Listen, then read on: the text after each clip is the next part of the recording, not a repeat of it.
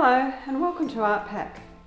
This afternoon I'm going to be working with our party pack and just exploring some ways of getting a different sort of look to some of your scarves. So the party packs come in three different colourways. There's the Marble Bar, the Barossa and the Noosa. And as you can see, the Noosa is probably a fairly good example of how using the three dyes you can get quite different effects. So this one here has very little yellow in it. This one of course has more yellow, and so just the amounts of dyes you put on and how you manipulate them can give you quite different effects. So today, instead of using all of the three colours that come in the Marble Bar set, I thought I'd explore the Marble Bar set, this one here a bit further, which is a deep pink, a light pink and a yellow. I thought I would just work with two colours and manipulate the dyes a little bit more while they're wet, and we'll see what happens.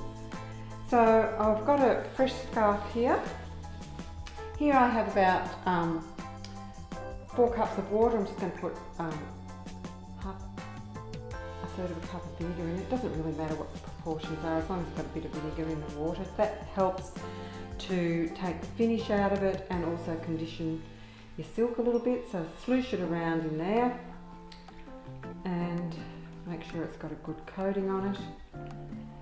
Squeeze the excess out. I was using exactly the same technique I showed you last time.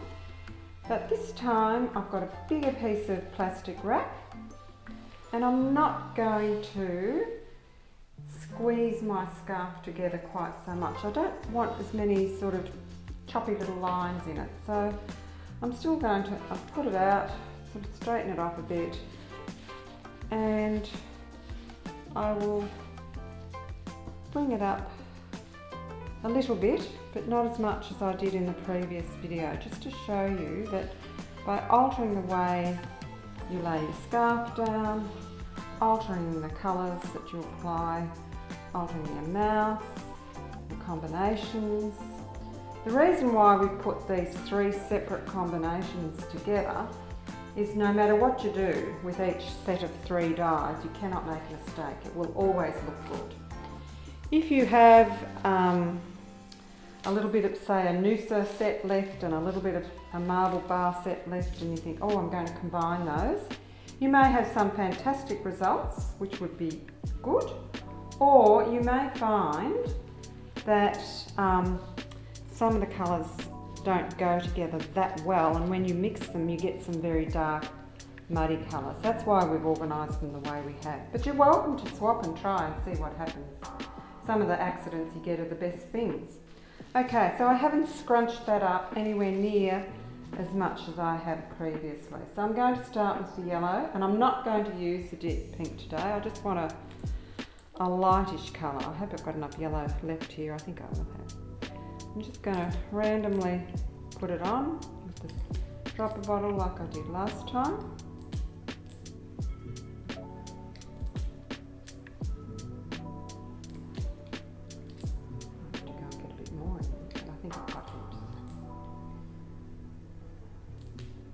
In the party packs you get the smaller bottles, which will give you plenty of dye. We're putting together some larger packs with some larger scarves, and they'll include these larger bottles of dye to give you a bit more scope. Yeah, so when you get the three dyes, don't think immediately, oh, I've got to use all three, because you don't.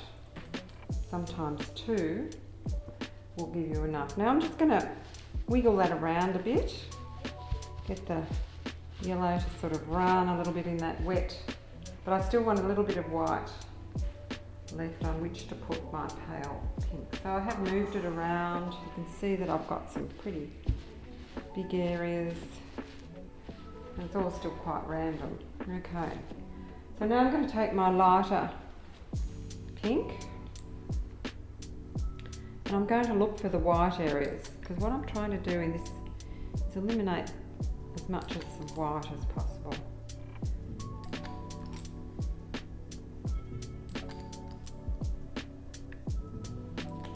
Where the pink and the yellow combine, I'll still get that lovely orangey hot colour. I'm trying to get an overall quite a different effect to what I had last time, just for fun.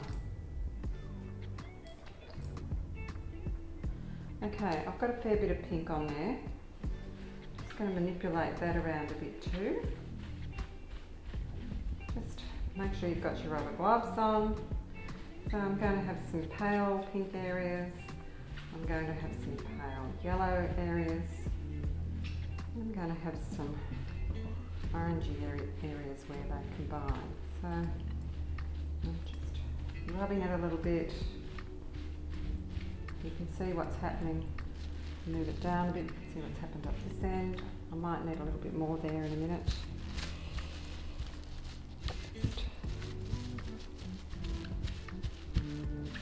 I don't think you can, because you've got your gloves on, you can do whatever you like really. You can pull it apart and it's wet, it's still quite wet. I haven't got much in there, so I'm going to just get a couple of drops in there. Keep rubbing. I'll still have little bits of white showing through, but most of it will be either the pink or the yellow or the orange. So I've moved it around, I've got a bit of a white patch there. Lots of wavy lines happen when you do this because it doesn't stay in one place. So a little bit of a patch. I'll put a tiny bit of yellow just there.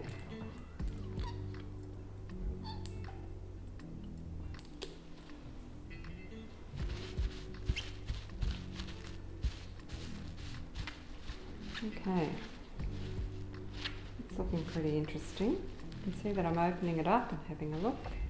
I didn't want it too dark. I mean, you can do exactly the same thing working with your two pinks. You could just have light pink and dark pink, and in between pink where they cross over like we do with the orange. So don't be frightened to experiment, and sometimes less colour is better. Okay, so that's not bad. Now before I do anything else, I'm going to screw the lids back on this because I really don't want dye going everywhere. Even though it's an old towel, it would soak through onto my bench top, I think so. Okay, so that's looking alright. So what I'm going to do now is just, I could put another layer of plastic wrap on top and then fold it up, but I think I'll be able to get away with it like this. Just use that edge and then that edge. And I'm going to flip it over and just make sure it looks okay on the other side, like that. Okay, looking good. I've got yellow, I've got pink, and I haven't got too much of the white. So, flip it together. I've got an old plastic bag and into the microwave for a minute. Okay, so here we are out of that microwave, and that minute in the microwave depends on the strength of your microwave and also the size of your scarf. If you're doing a bigger scarf, it'll take slightly longer. If you're doing something smaller, it will take slightly less. When I do my little test pieces, which are tiny sort of 30 by 30 squares, it's usually only 30 seconds. So just be very careful when you unpack it because it is hot. These are steam fixed dies, and this technique of steaming in the microwave works when you're working onto a wet piece of silk. If you've got a dry piece of silk, you have to steam the dies in a slightly different way. So out it comes. Oh, I like that already. Okay, so just back into your water to rinse. And you know that it's been steamed for long enough if you don't get any colour coming out in the water. If the colour comes out in the water, you did not steam it for long enough.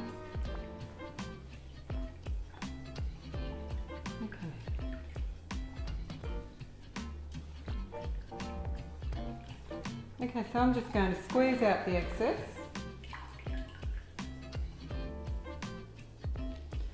I'm working with this towel here. I've actually got a mark, a bit of dye on that. I don't want to wrap it in that bit. I'm going to wrap this in another towel, squeeze out more water, and then I'll iron it on the silk setting. Then I'll come back and show you what it looks like. Okay, so here I am back with that finished scarf. And you can see that it looks quite different to this one. But just pushing it around with your fingers, you get a slightly more subtle effect. So explore the different techniques a little bit, because you don't have to use all 3 dyes. You could even just work with a pale pink with leaving more white and just have a pink and white. Or you could have a deep pink and a pale pink. I think that would look spectacular actually. So explore the different sets. With this Barossa set that I've got here, you've got a pale pink, you've got a blue purple, which you can see here, and you've got a pinky purple. So you could just work with your 2 purples and get a very interesting design. In fact, I might have a go at that in another session later on. Or you could just work with your pale pink and your purple one, or your pale pink or your reddy purple. So don't think that you have to use all of the dyes all the time. You can eliminate one and come up with an interesting combination. This one here is the Noosa set, and you can see quite clearly the blue, the yellow and the green, whereas this was also done with the Noosa set, but very little yellow was used. And you can see how that looks quite different as well. So that's spectacular, isn't it? Anyway, happy dyeing.